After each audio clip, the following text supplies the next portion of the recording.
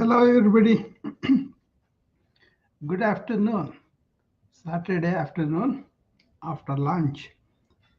I found some time. I thought I will spend with my friends, chat with them, and see whether anybody has any questions or anything that they want to talk to me about. Or I will just tell people what is going on. Yeah, Cecile is here, my friend. Wonderful.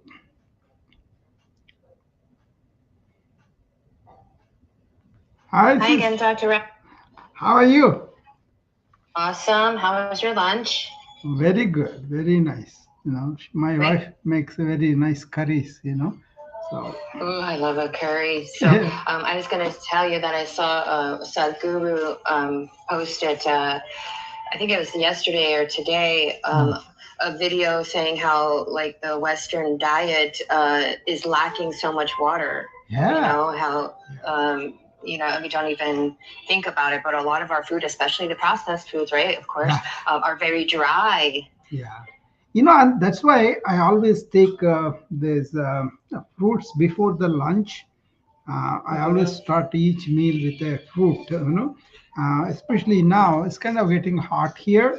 So we get Mm-hmm. cucumbers and we get oranges, all the fruits that have water in them naturally.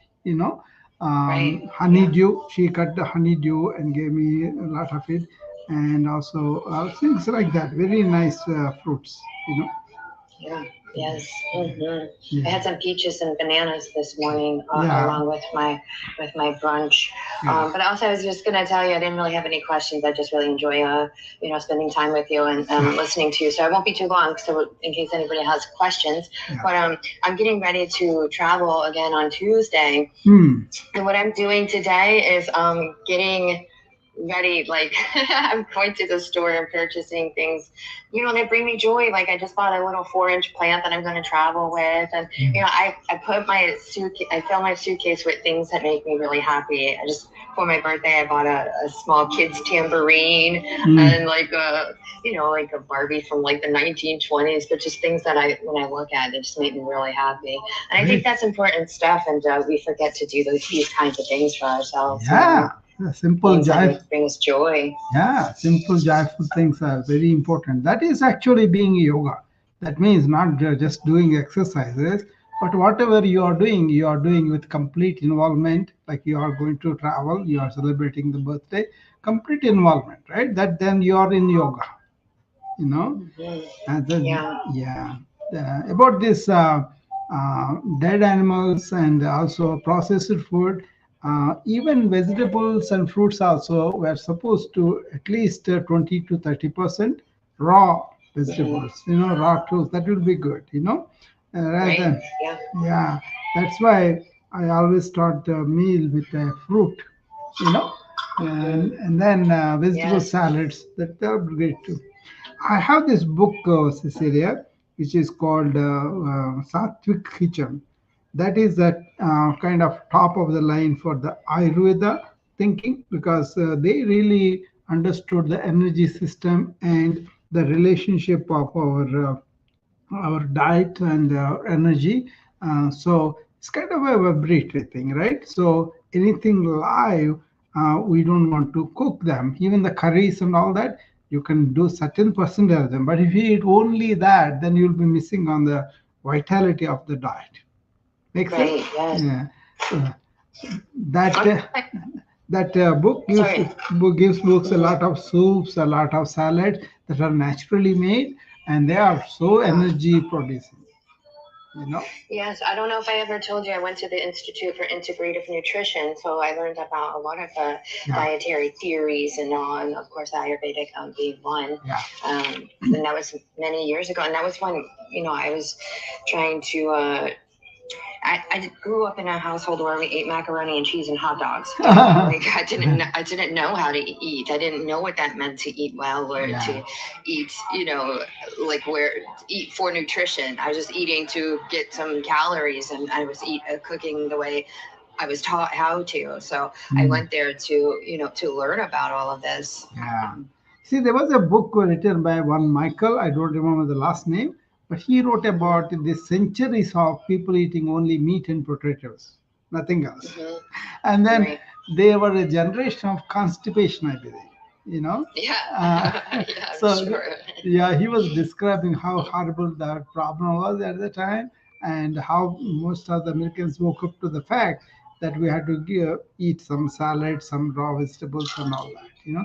Yes, that sounds Ayurveda, painful. yeah, You know, Ayurveda just. also, Cecilia, it is Mhm. a way of living, and also it really takes energy of our bodies, of the surroundings of the world, and also the foods that we take.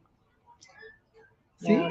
when you have the Yes. balance of those three, then you are really functioning at the highest of the energy. Mm. Yeah. Yeah, Love it. Absolutely. yeah. Well, I'll keep listening in. I'm gonna disconnect because I'm in the store and it's probably Sure. gonna be loud the closer I get to the radio. But Yeah, sure, I'll Nikhil. be listening in. Thank you. Yeah, I'm going to tell what Okay. I'm going to do and all that. If anybody has questions, I'll answer them. Great. Basically, I'm planning this. Bye. Bye bye, Cecilia. Thanks for coming up. I'm basically trying to do this wellness summit. That's one thing, and other thing is do a master class on walking and how many people are working on this Noom Club also. They are doing a really religious job of doing so many steps every day, which is wonderful, which is good. But apart from that, what they are going to get out of their walking, what are the things that they could do, simple things that will enhance their walking ability and walking capacity and also energy from the walking and also strengthening of the core, buttocks, and leg muscles and all that.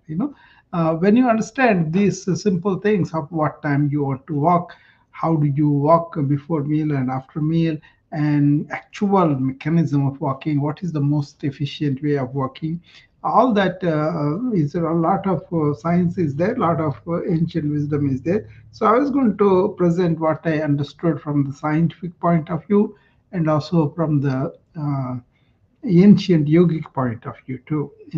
That way we are always walking with quality, which is really helpful for us. Okay, that's one thing I'm going to plan to do it. And other thing is I'm going to do a summit for the proactive wellness. I mean, everybody knows eat right, move, and sleep well, and calm your mind, meditation, breathing, all those things. Okay, that's fine. But what are you going to be proactive about certain aspects of the wellness that you could help the lifespan? That means not living just longer, but living well and with energy and with ability to able to experience things and achieve things and work for some things and all that. So for that you need this vital energy, and modern life is full of measures which take your vital energy away. And for example, late nights. Okay, if you do the late nights after a certain age all the time, then you can see the dip in the energy, right? It's a very commonsensical. Everybody can see that, But it's not about the number of hours, but it's how the quality of sleep is. If you can understand that basically what it is how can you unwind, how can you have a progressive relaxation of the entire physical body, and also get your mind unwind from whatever that you're occupied with.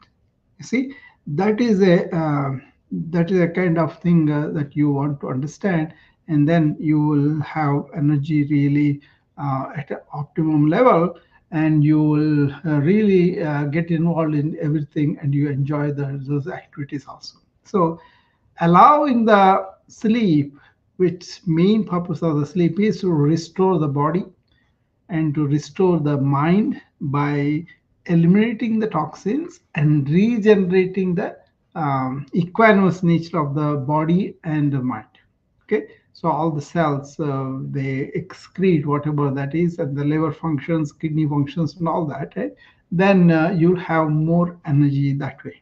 Okay, so that's what I was going to point out in the proactive wellness of not being analytical for everything, but then just being commonsensical about certain behaviors we do and how they are really influencing our energy and our vitality of our organs. Okay, one is what you eat. Obviously, we talked about make it as unprocessed as possible, so that you eat not cooked fruits, not cooked thing. And then there are what are called viruddha foods. That means you should not be eating some foods together because they become anti for each other.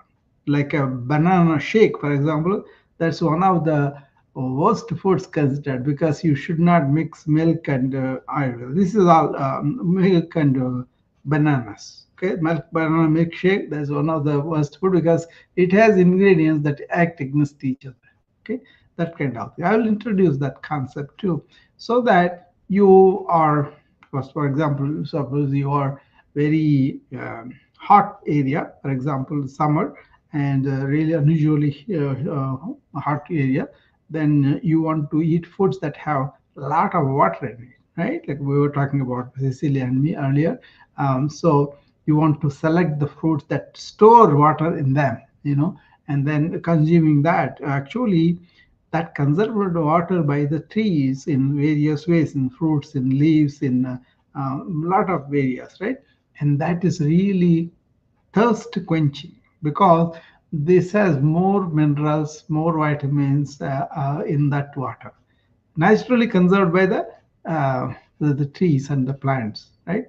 So you want to understand what are the water, like a watermelon, like a cucumbers, like I just honeydew. Is that all those fruits have a lot of water in them? No tomatoes and all that, right? So once you consume that, you will feel that difference of you know thirst going away. And I have experienced that in India, very peak summer, it is to go 117, like that, and we were so crazy about the cricket playing. We used to go out in the field and play cricket from morning till evening during the summertime. That's when we have holidays. We have no school, right? So, but we are crazy about the cricket. So we used to go early in the morning, and then we will drink something for the lunch or water or something, and we all even forego the lunch and then play up until evening and come home. And we are tanned like black kids. We are all black kids. When we went out, we were brown, and then we come back as black kids. But what is the fundamental about that was we were consuming fruits that have this water. They call them munjas. That's like a palm tree that grows very tall, and at the edge of it, it has these fruits that have three pockets in it. You got to break the fruit cover, and then you can see three pockets in there. And within the pockets, they have a beautiful velvety like material that you can drink and you can eat. But within the velvety layer, you have the water.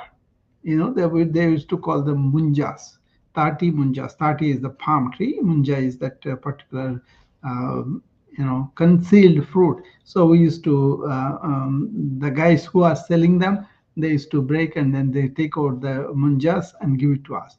And we used to consume that. It has only a couple of teaspoons of water, but the water is so powerful, even that heat, our thirst was quenched. That's my personal experience. That's why I'm telling you that. So, of course, there are coconuts that you can break it and open it and then drink the water that is there. But this is a special fruit that we used to enjoy a lot. That only comes at the summertime when the summer is peak. So use your common sense and select foods according to the first of all, the atmosphere, so what kind of weather you are in, and also what kind of body you have, what kind of energies you have. That is where yoga and Ayurveda contribute a lot because yogis are aware of their bodies and how their bodies react to certain foods, right? But in modern times, many people lost that awareness, and that's why there is an increased prevalence of allergies these days because people eat food that are opposite to each other, because there is a description of nature of the foods in Ayurveda. They identified as the doshas or gunas or whatever, right? And they prescribe, for example, if you have very active mind, active way of doing things and all that, you are having excessive amount of what is called a rajas, right? And those kind of people don't want to eat like a spicy foods or chilies or onions like that, so that that particular quality is also there in the chilies and onions, right? So you'll aggravate what is a problem for you, which is going out of whack, and then eating this will make it much worse. Get it? So you are aware of this knowledge of what foods have what kind of energies, and you are aware of your own inner energies, and then you always kind of do that, and then what happens is you will be able to really in balance. That's about it. It's about the balance. They called when we are born, we have this balance. That is a prakriti, they call it, natural system balance, right? And then because of the lifestyles, because of this not having the knowledge about the foods and everything, we just take whatever that is available when we are hungry, and that produces what's called out of balance. The Sanskrit word for that is vikruti. So from Prakriti, which is the natural balance, you go to this. Now they have genetic information to determine your circadian rhythm. Are you a morning person or you evening person? We can do that now, and we can tell you your circadian rhythm is running like this, so you are better off doing more work at the morning time if you are a morning person. That's a common sense, but what I'm saying, we have science now. We have the genetic testing for the circadian rhythm. Nutritionists do that. That are specializing in that. That's going to be very important down the line, because you are going to be given that circadian rhythm, what it is, what is yours, and how that circadian rhythm is going out of whack because your own habits, you are doing them not deliberately, but because you don't know, right? Once you understand that, then you could change your behaviors. Thereby, you live in union with your particular energy. Make sense? So, and then there is a nutrigenomics, where your nutrition compatible with your genetic material, you have more advantage, more vitality, and less problems, and then your metabolism as a whole will be better. Okay, that is also educational and research right now. But if you look at the ancients, I was described this in a way that is presenting this nature, uh, what they call the gunas, or what they call as the nadis and all that, right? So if you understand that particular literature and what they were saying, the essential fact is this. The essential fact is that we are born in a constitutional balance. See, most of the people may have certain genetic predilections, certain problems, but generally we are the healthiest as a children. Whatever the health is, we have the healthiest because we are born with that constitutional balance, and that goes out of whack because how we interact with the world, how we maintain our bodies and minds and all that. Yoga and Ayurveda, they understood that very well, and then they kind of made a lifestyle that is very much compatible to that understanding. But when the science came, everything became more like a reductionist, right? When you had the ancient sciences, either in India or in China or in Egypt or in Japan or in Africa or in ancient Australians or Aborigines, right?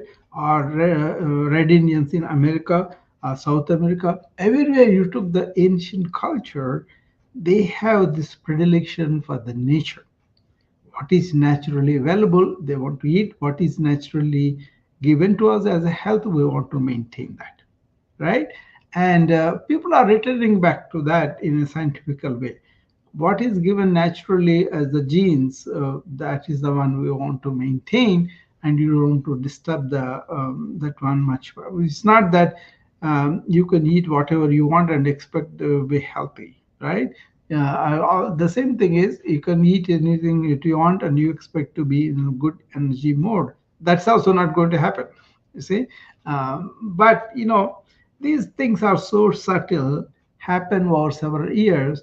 People, when they are young, when they are really children, if the parents do not know the intricacies, and they go to take them to McDonald's and give that kind of processed food and then spoil their constitutional balance, and then as they grow, as they go into middle age and all that, they are developing more chronic diseases. That's the fact of life. What is the number one disease that is killing us? Heart disease. What are the underlying factors of heart disease? The hypercholesterolemia, that's high cholesterol, diabetes mellitus type 2, and you have uh, natural food problems and all that too, right? But the major thing is the heart disease secondary to high blood pressure because of the tension, high blood sugar, high cholesterol. In a nutshell, well, there's so many other reasons too. But generally, why people are developing this atherosclerosis, which is a thickening of the vessels, and then they give rise to these cholesterol particles going there and causing problems for you, right? And why is that? If you have so much education about everything, in America, so many people are dying of heart disease. If not now, later on, right? I mean, there is intervention. We can do a lot of invasive studies, a lot of invasive surgery. That's all okay. But then, how can we really take advantage of that technology and do the bypass surgeries, do all that when is needed? But how about focusing on those people that are not yet having heart attacks, but then going that way, we can tell somebody's artery is bad, and then they would have a heart attack in 20 years time.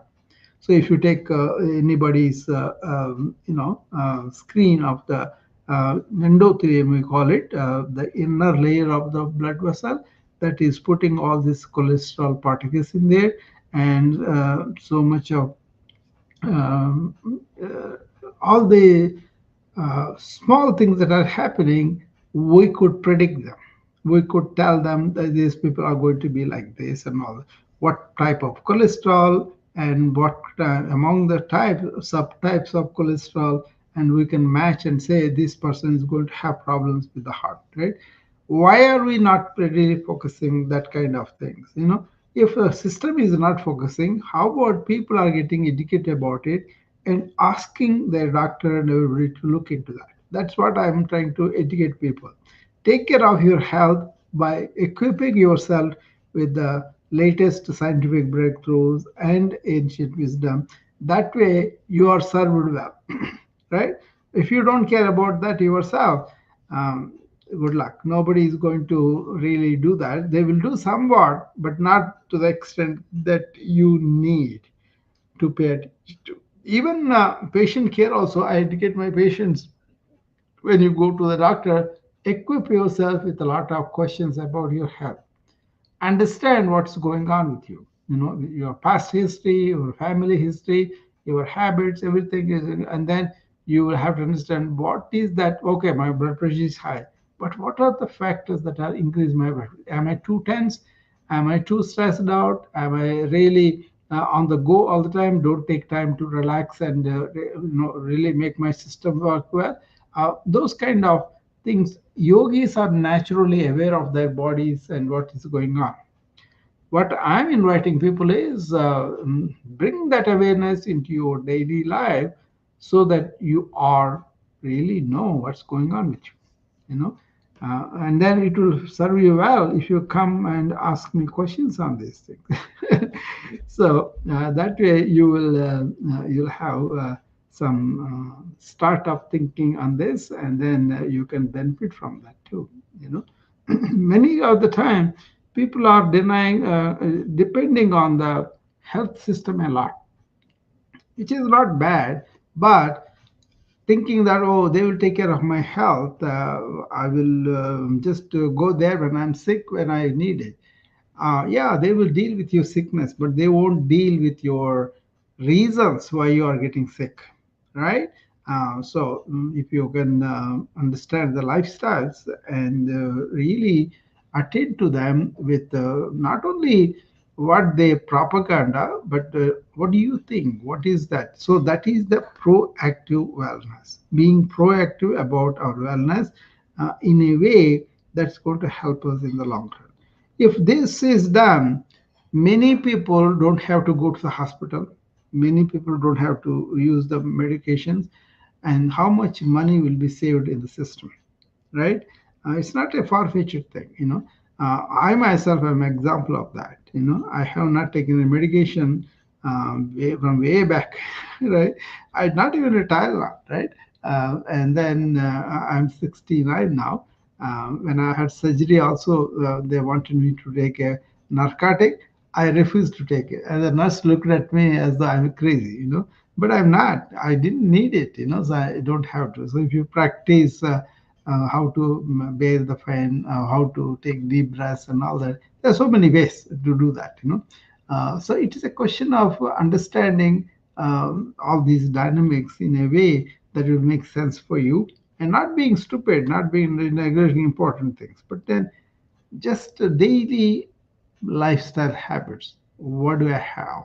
How should I change this? What is going to nobody pays attention to this, just go on living whatever is available to them, and then later on they get into trouble, right?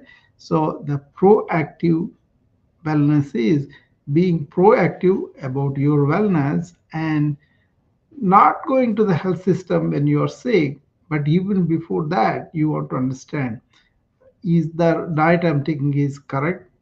Am I optimally moving my body and exercising? Am I really relaxing and have a quality sleep?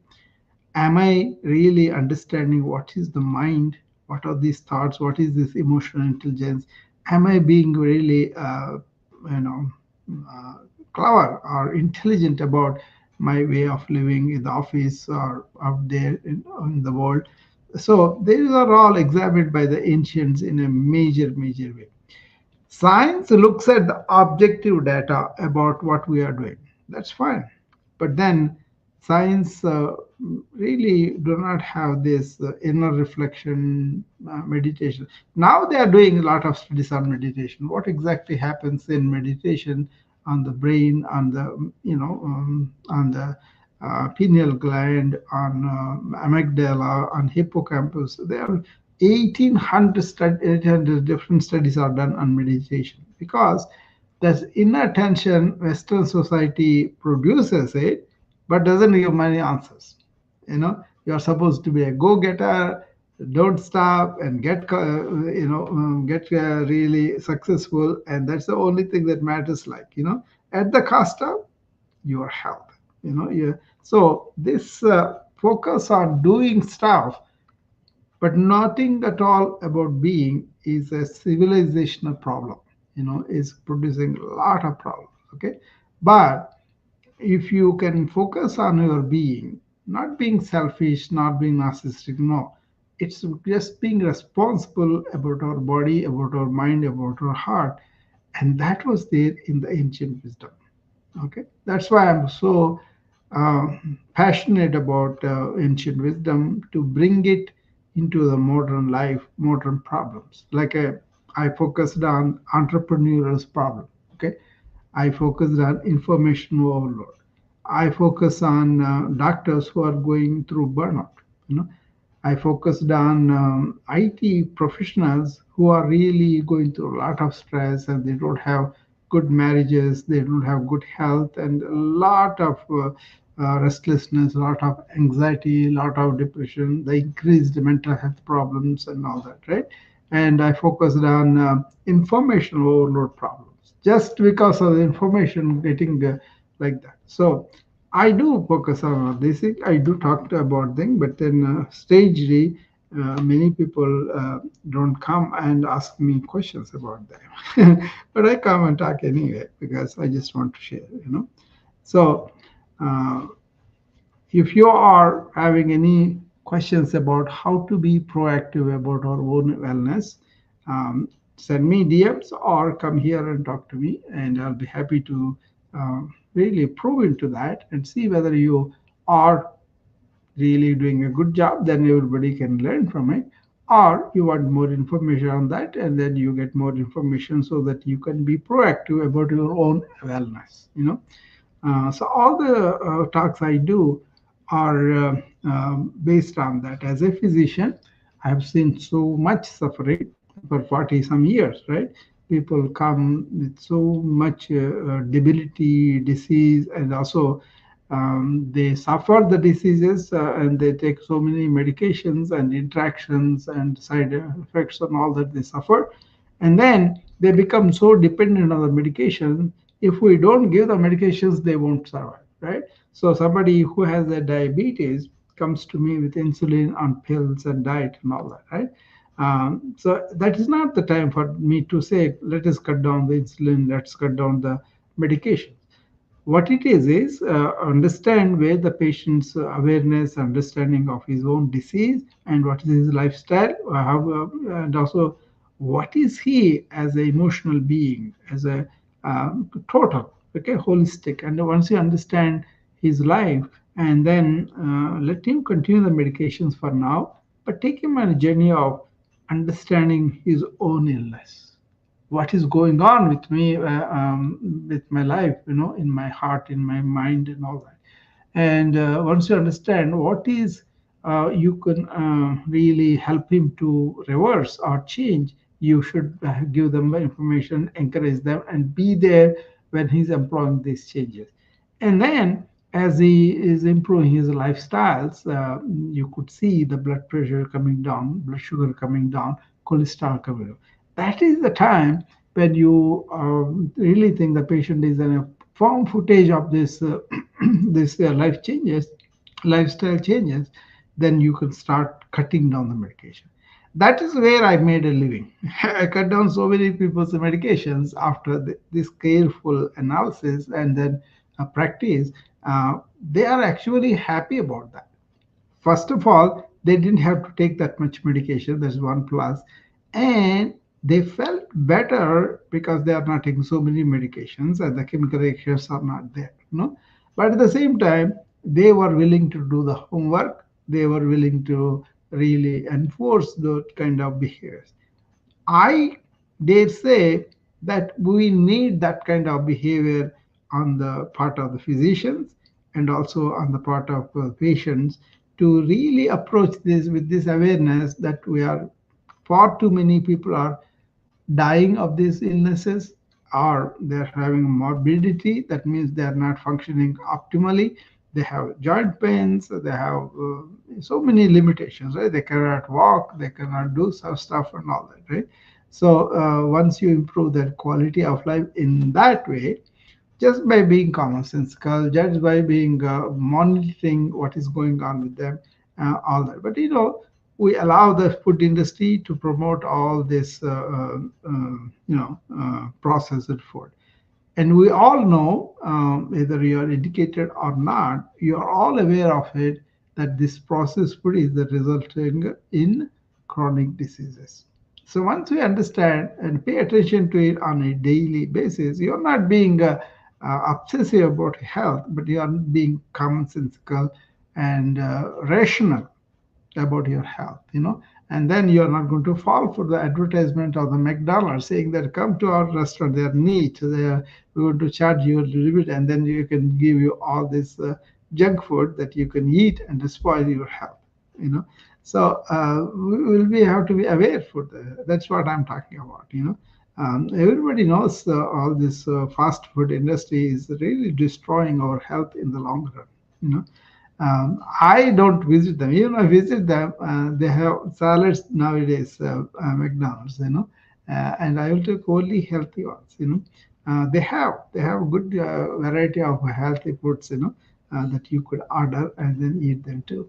I mean, everybody is trying to do the right thing in a way, but then sometimes they may not have this awareness that they are contributing to the chronic disease, right? They don't want to admit that. They want to be overwhelmed by the need for their revenue, so they sacrifice it. That's why you got to be proactive about your wellness. Not blaming people, but then just improving the understanding, improving your own ability to make your choices in a responsible way. Okay, so I'm going to talk on this kind of philosophy about walking. So, how many people really know what are the muscles that are needed for effective walking? How many people do you know that you can activate some of them as you are walking? you know and how many people know that you can also integrate breathing in walking. You can integrate meditation in walking, so you can be active, you are breathing, and you are meditating while you are walking. Okay, so that is what I wanted to go deep in my masterclass on walking. And everybody knows how to walk, but do everybody know how to qualitatively walk? That's what we're going to focus on. Okay, look for that. And wellness summit also we will be doing, where we will take various aspects of normally I do it once a year, and this time I want to do it a little deeper about proactive wellness and what are the measures that you could do from morning till night. I can describe my own habits, and then you can see how valid they are. And the way it is under your doctor's supervision. You want to take these measures slowly and improve your life slowly, right? Don't go into radical changes right away. That doesn't work. What works is a constant assessment of how we acquire this chronic habit, and then reverse it slowly under supervision. Then you won't get hurt. You will change, you will have a transformation, not just occasional change. Okay, that's my mission. That's what I was doing here. Anybody else has any questions or anything you want to add to what I was talking about?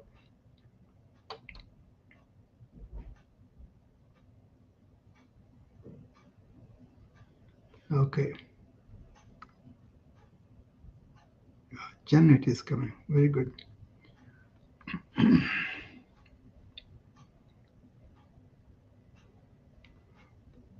Rao. Hi, Janet. How are you? I'm okay. Yeah. I'm okay. I'm listening to you a lot, Yeah. and I have finally gotten the courage to come up and speak to you. Um, I don't know if it's a question or not, but I'm afraid that it's too late for me. And I am 68 years old. Okay. I have died. I take a handful of medication every night and a handful every morning. Yeah. But I'm up to 500 steps. That's a lot for me. And I'm eating better. Okay. My sugar is doing well. My blood pressure is doing well. Well, good. So I'm doing the best I can with what I have to work with at this time. Yeah. See, one of the things you can look for is, Janet, when I talk about this walking masterclass, I'm going to introduce micro level of exercise. That means you do only a little bit. For example, you are at the staircase, right? Stand at the bottom of the staircase and do one leg at a time, stepping up on the first step and cutting down, like 10 times each side. If you just do that 3 times a day, that becomes a very good exercise for you. I will do that. Yeah. So like that, there will be so many tips on that micro exercising, micro yoga that I'm going to describe. And anybody who has so many medications, you cannot go off them just like that. But first, understand where is your lifestyle, how you are doing everything, and then make small changes. It will take some time to come to that. It is not late for you. I'm 1 year older than you, Janet. So I have the energy of a 30-year-old. I get into so many projects all the time. They ask me, what is the secret? I tell them only one thing. I move my body and keep my mind silent when I'm not using it. Okay.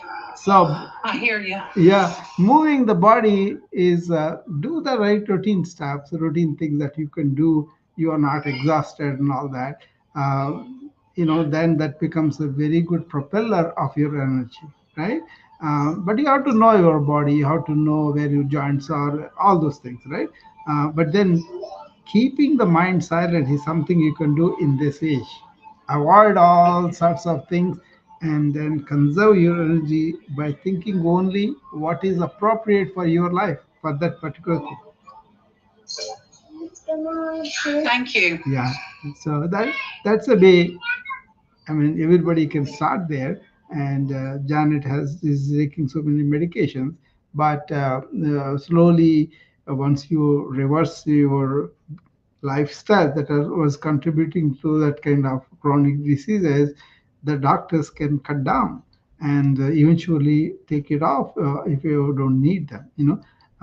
I have done with some of my patients, but many patients have to be reduced to their medications and then really avoid unnecessary medications, and that helped them. But majority of the patients were able to cut down, or a few of them were able to go off medications after a while. Okay, so that is the proactive wellness I'm talking about. Be proactive about your capacity, how the conditions are requiring you to take care about medications and all. That's all fine, but then understanding how did I develop this, what kind of things that I did that has led to this, that awareness is what is needed. you know if you are proactive about that and then be really with that, you can do safely. Don't do anything right away. Okay, that's like an impulsive thing. Think about it, understand it, and then do them slowly under supervision of your doctor. That way you are safe. You are not doing something just because you are emotional, or just because somebody said this is good, that is good, and then you want to try it out.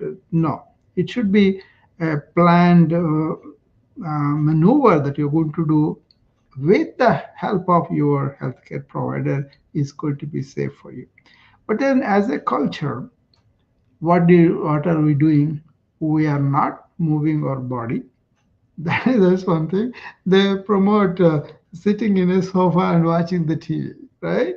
Or not going for a walk, but take the car to the market, even though it's only 1 block away, right? And then they give you elevators so that you can avoid the steps. So these are all creature comforts that were grew in culture, but we have to be now intelligent about them. Suppose you are very tired, you cannot take steps, fine, the elevator. But otherwise, maybe 1 or 2 stairs at least you can climb up and then go into the elevator, that kind of thing. Measured movement, measured activity according to your heart's strength and according to your joints and all that goes into effect. But then basically, many people are getting told by the family or the physicians to take it easy so that they won't get up from the chair for a long time. So they may walk in the morning, they may walk in the evening, but the most of the day, people are staying in the chair. That's a mistake. Okay, if you cannot afford that much time, divide that 1 hour into 3 or 4 segments and do that walking in between two. Basically, avoid being immobile for a long time. Smoking is the new, no, sitting is the new smoking now. So we actually tell people don't sit for a long time, right? That these desks are there that you can elevate. I have one now. I can elevate and stand there. Most of the day I'm like that. So when I stand and talk to you guys, I'm not sitting down, right? So that's very good for me. Uh, So things like that, move your body as much as you can do without hurting yourself. And for example, I'll tell you, my sister, she's now 82. She brought me up. That's why I have a motherly feeling towards her. So I call her every day and see how she is doing and all that. So she developed this slight shortness of breath, and she was not able to get. So she has a incipient heart failure. She has a heart problems too. So they took her to the hospital and they drained that fluid that is excess in her lungs. Okay, and that is fixed. What is the reason and all that? And when she came back, the family was too protective, and they wanted her son and her daughter-in-law. They were telling her, don't move, don't take stage, don't go up and all that. So she told me about that. Then I advised her, okay, don't take too much risk, but at least every day climb 2 to 3 steps and come down. Maybe again 2 to 3 steps. Do that. You know what it does? That repaired her heart capacity, and her aerobic capacity increased gradually, slowly, very carefully. And now she can go upstairs by herself and come down. If she has listened to the family's ignorant direction of taking it easy and sitting in the chair, she would have had this capacity. For me, that is the quality of life I improve for my patients. Carefully, with common sense, but really paying attention that they should also have this quality of life, and they should also have this lifespan that's not just prolonged years and staying in the bed and the chair, but really having this vital energy to experience the relationships, the friendships, and the things that the world is offering, they can enjoy somewhat. Okay, so I always went to look for those opportunities and work with people. That focus is not there in the healthcare field because, first of all, reductionist system. They go by each organ and all that. But you have to, in yoga, Ayurveda, and ancient medicines, and all that, what they did, they looked at the whole person, right? That's one thing we could change. And they may not have time also. The regular doctors may not have time because they are only given 10 minutes to see one patient, and they have 17 patients. That is the calculation that goes on. Then they are not able to focus on these kind of details.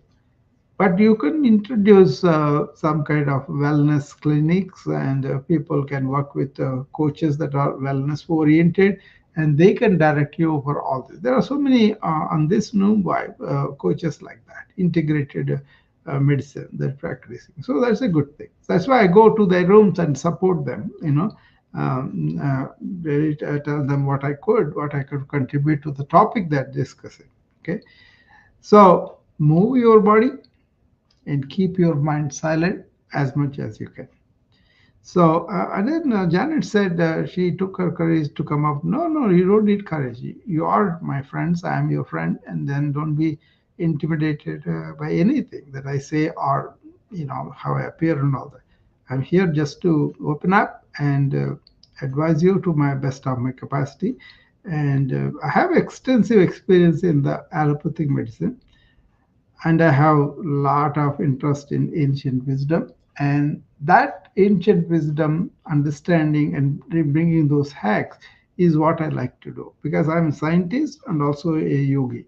So I want to see the best of both systems and bring that to the use of the modern people because we do suffer so many things: ill health, chronic diseases, loneliness, lack of sleep, not good relationships, and not good communications, mind problems, not able to focus, very poor attention, and very poor lifespan, and all that, right? So I address all those things with a lot of areas. I kind of produce the talks and videos and all that for the entrepreneurs.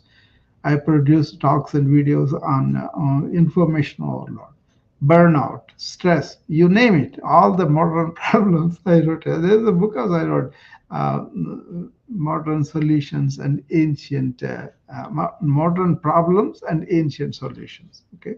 So you can free, coming here in the spirit of let's help. Okay. Let's give some practical advice that they could use and improve their life. Okay, so don't be intimidated by anything that I say or how I appear and all that. Just come up and ask me questions. I'll be happy to. If you cannot come up for some reason, you're in a meeting or whatever, send me the DM. I'll be happy to answer that. Okay, with that, I will take leave now, and I will meet you again next time. Bye bye.